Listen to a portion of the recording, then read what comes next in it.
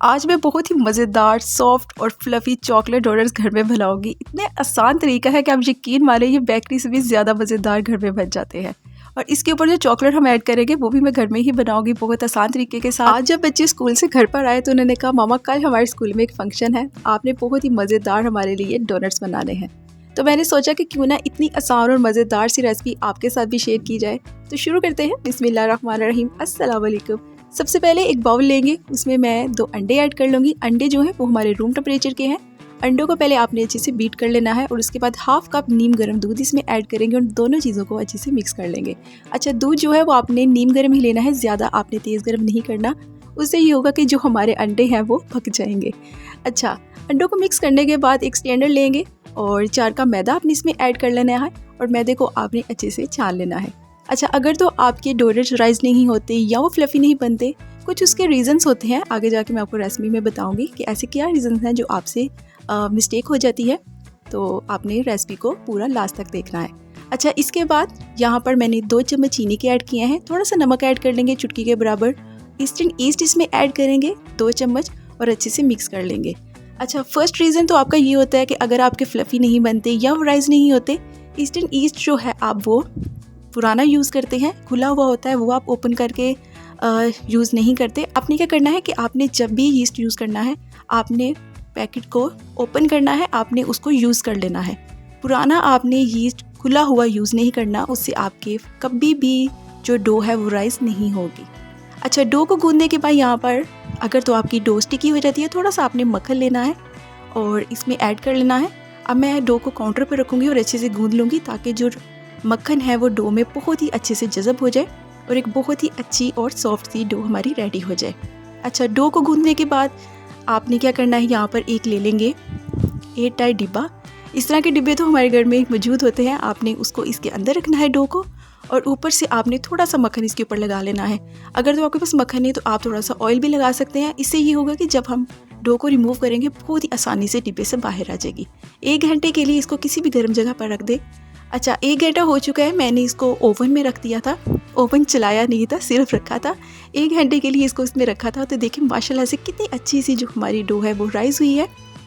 جتنی اچھی آپ ڈو کو گوندیں گے، جتنی اچھی ڈو آپ بنائیں گے، اتنی ہی زیادہ آپ کے ڈونٹس جو ہے وہ رائز بھی ہوں گے اور فلفی بھی بنیں گے۔ اب آپ یہ دیکھ سکتے ہیں کتنی آسانی سے یہ ڈو جو ہے ریموو ہو جائے گی ڈبے میں سے۔ اچھا ڈو کو کاؤنٹر پہ رکھیں گے اور اس کو دوبارہ سے آپ نے تھوڑا سا گوندھ لینا ہے، اس کو سیٹ کر لینا ہے۔ اچھا ڈو کا ایک بڑا سا پیڑا بنائیں گے اور پیڑا بنا کے رکھ دیں گے۔ یہاں پر جو گلوز تھے مجھے بہت تنگ کر رہے تھے، تو میں نے سوچا کہ ان کو اتار دوں اور آسانی سے جو ہے ہم اپنے ڈونٹس بنا لیں۔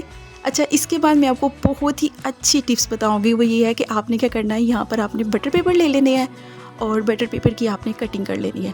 اب یقین مانیں اس طریقے سے اگر آپ نے ڈونٹس بنائے تو آپ کے سیم آپ کے بیکری جیسے فلفی اور اسی طرح سے آپ کے رائز ہو جائیں گے جس طرح سے آپ مارکیٹ سے یا بیکری سے لے کر کھاتے ہیں۔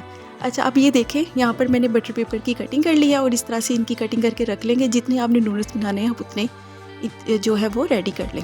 اچھا ان کو ایک سائڈ پہ رکھیں گے بٹر پیپر، اور اس کے بعد یہاں پر جو ہم نے پیڑا ریڈی کیا تھا اس کو رکھیں گے اور ایک کٹنگ کر لیں گے، کٹر سے کر لیں یا آپ چھری کی مدد سے کر لیں۔ اچھا اس پیڑے کے آپ نے پہلے 4 پیسز کر لینے ہیں اور ان 4 پیسز کے آپ نے پھر پیڑے بنا لینے ہیں۔ اچھا اتنی دیر میں جب تک پیڑے بنتے ہیں، تو اگر آپ نے میرے چینل کو سبسکرائب نہیں کیا تو میرے چینل کو آپ نے لازمی سبسکرائب کرنا ہے تاکہ آپ کو اسی طرح کی آسان مزیدار ریسپیز ملتی رہے۔ اچھا جب ہم نے 4 پیڑے بنا لینے ہیں تو ان 4 پیڑے کی بھی آپ نے کٹنگ کر لینی ہے، جتنے آپ ڈونٹس بنانا چاہتے ہیں۔ میں تو اتنے 4 پیڑوں کی نا ایک پیڑے کی 4 اور پیڑے بنا لوں گی، تو آپ کے ڈونٹس نا پھر زیادہ اچھے بن جاتے ہیں۔ تو سیم اسی طرح سے آپ نے ان پیڑوں کی بھی آپ نے کٹنگ کر لینی ہے، تقریباً آپ نے ایک پیڑے کے 4 پیڑے بنا لینے ہیں اور ایک بٹر پیپر لینا ہے اور اس طرح سے آپ نے ایک ڈونٹ کو اٹھانا ہے، اس کے اوپر رکھنا ہے اور ہلکا سا پریس کر دینا ہے اوپر سے۔ اچھا ہلکا سا پریس کرنے سے یہ ہوگا کہ نا جو ہمارا ڈونٹ ہے وہ سیم ڈونٹ کی شیپ آئے گا۔ اگر آپ اس کو ہلکا سا پریس نہیں کریں گے پھر یہ بن جائے گا، تو آپ نے بالکل ہلکا سا اس کو ہلکا سا پریس کر لینا ہے اور اس کو رکھ دینا ہے۔ اچھا سیم اسی طرح سے سارے ہم ڈونٹس ریڈی کر لیں گے اور بٹر پیپر کے اوپر رکھ دیں گے، اور رکھنے کے بعد آپ کو اگر کوئی لگے کہ ڈونٹ کی شیپ نہیں ہے تو آپ ہلکا سا اوپر سے پریس کر لیں۔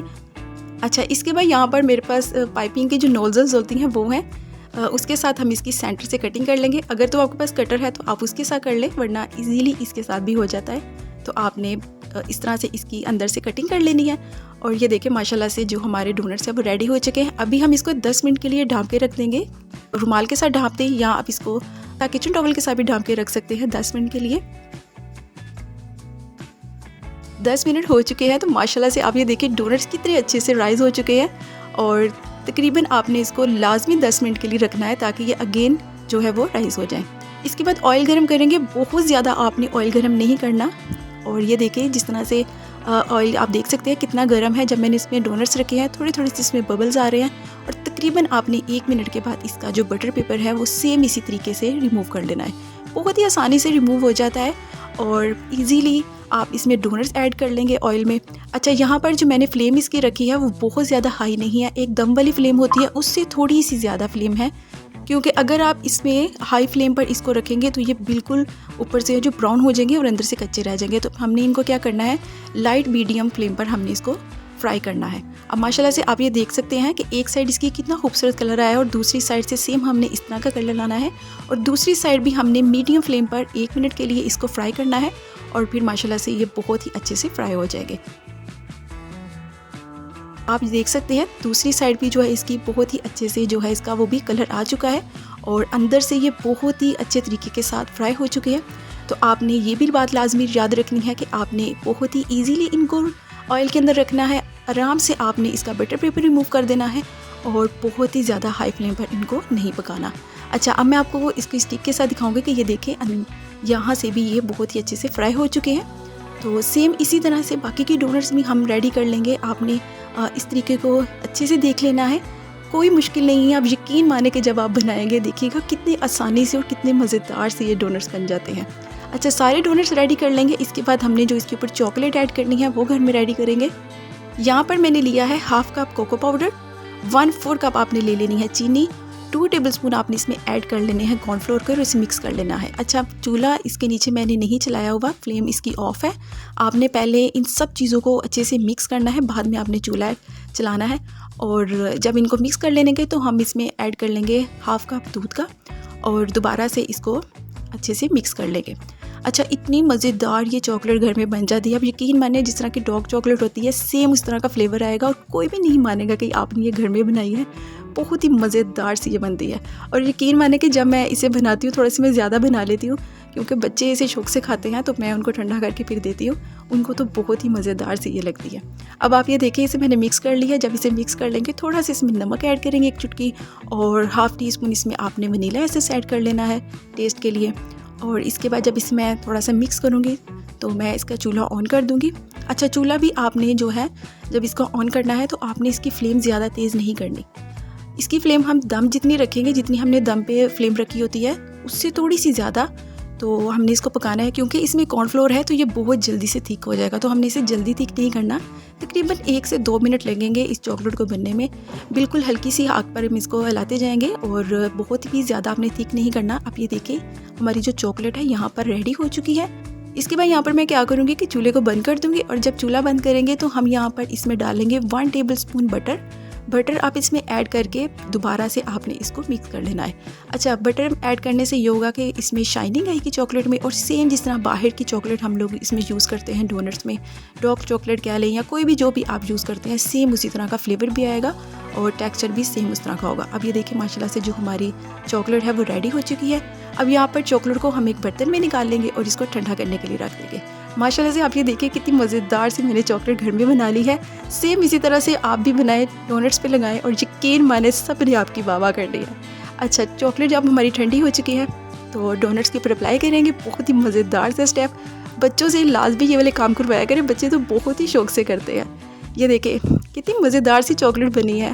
آپ یہ دیکھ سکتے ہیں کوئی بھی نہیں مانے گا کہ آپ نے یہ گھر میں بنائی ہے. اچھا اس کے بعد کیا کریں گے, آپ نے سارے ڈونٹس پر سیم اسی طرح سے اپلائی کر لینی ہے اور جو بھی آپ کے پاس گھر میں پنٹیز ہو, آپ کے پاس کچھ بھی جو آپ کو پسند ہو, کینڈیز بھی آپ اس کے اوپر لگا سکتے ہیں. آپ اس کے اوپر چھوٹے چھوٹے چاکلیٹس کے چنکس لگا سکتے ہیں. تو آپ نے سارے ریڈی کر لینے ہیں ڈونٹس. یہاں پر میرے پاس وائٹ چاکلیٹ ہے, وائٹ چپ ایڈ کریں گے اس کے اوپر اور مزیدار سے ڈونٹس جو ہے وہ ہمارے ریڈی ہو جائیں گے. اچھا جب یہ میں ڈونٹس بنا رہی ہوتی ہوں تو میرے بچوں کو تو بالکل بھی انتظار نہیں ہوتا ماما کب بنیں گے کب بنیں گے. ان کو بس یہی ہوتا ہے کہ جلدی جلدی بنا لیں اور ہمیں جلدی سے دے دیں. اچھا وائٹ چپ ایڈ کرنے کے بعد یہاں پر چاکلیٹ چپ ایڈ کر لیں گے اور جو بھی آپ کے پاس گھر میں موجود ہو آپ وہ ایڈ کر لیں اور مزیدار سے ڈونرز گھر میں بنا لیں۔ میں یہ ڈونرز جب بھی بچوں کے لیے بناتی ہوں تو جب انہوں نے اسکول لے کے جانے ہوتے ہیں میں تھوڑی سی زیادہ بنا لیتی ہوں، کیونکہ انہوں نے اپنے فرینڈس کے ساتھ بھی شیئر کرنے ہوتے ہیں، ان کو بھی بہت زیادہ پسند آتے ہیں۔ تو جب بھی میں بچوں کو اسکول کے لیے ریسپی دوں تو تھوڑے سے زیادہ ہی چیز بنا کے بھیجتی ہوں۔ اچھا دیکھیں ماشاءاللہ سے کتنے مزیدار سے ہمارے جو ڈونرز ہیں وہ گھر میں ریڈی ہو چکے ہیں۔ تو امید ہے کہ آپ کو آج کی یہ مزیدار سی میری ریسپی ضرور اچھی لگی ہوگی، تو آپ نے لازمی یہ بچوں کو بنا کے دینی ہے۔ اب یہ دیکھیں میں آپ کو ایک ڈونر جو توڑ کر دکھاؤں گی کہ اندر سے کتنا اچھے سے فرائی ہوا ہے، کوئی بھی اس کی ڈو جو ہے وہ اندر سے کچی نہیں، بہت ہی اچھی طریقے کی سرائز ہوئی ہے، بہت اچھے سے فرائی ہوئی ہو چکی ہے۔ تو ماشاءاللہ سے آپ یہ دیکھ سکتے ہیں بیکری سے بھی زیادہ مزیدار جو ڈونرز ہیں وہ ہم گھر میں بنا سکتے ہیں۔ آپ یقین مانیں باہر کی ڈونرز اتنے مہنگے ہیں نا کہ آپ گھر میں ان پیسوں کے ساتھ اتنے زیادہ بنا سکتے ہیں۔ بچے بھی شوق سے کھاتے ہیں اور بڑے بھی بہت ہی خوش ہو کے کھاتے ہیں۔ ان کو چائے کے ساتھ سرو کریں، مہمانوں کو سرو کریں، دیکھنا آپ کی تو بہت ہی زیادہ واہ واہ ہونے والی ہے۔ تو انشاءاللہ تعالیٰ آپ نے یہ ضرور لازمی بچوں کو بنا کے دینے ہیں، دیکھیے گا کہ آپ کو بھی کتنے پسند آئیں گے، بچوں کو بھی بہت زیادہ پسند آئیں گے۔ اس طرح کی ریسپیز دیکھنے کے لیے آپ نے میرے چینل کو ضرور سبسکرائب کرنا ہے تاکہ آپ کو مزیدار سی اور ایزی ریسپیز ملتی رہے۔ میری پوری کوشش ہوتی ہے کہ میں جو بھی چیزیں اچھی بناؤں وہ آپ کے لیے بہت ہی آسان ریسپی کے ساتھ بنایا کروں تاکہ آپ ایزیلی بنا سکیں۔ تو امید ہے کہ آپ کو آج کی ریسپی پسند آئی ہوگی۔ اگلی آسان اور مزیدار ریسپی تک کے لیے اللہ حافظ۔